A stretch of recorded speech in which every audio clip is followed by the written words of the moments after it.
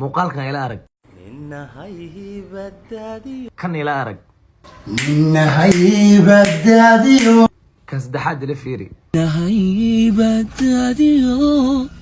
afraad ha sheegin maxaan caradi goobti shanaaday bustaan darabku mayra dadkan arkaysan dhamaantood waa fanaaniinta reer Hargeysa waxay ka sameeyeen qadiyadooda Somaliland rahan waana ku faraxsanahay inay ka sameeyeen qadiyadooda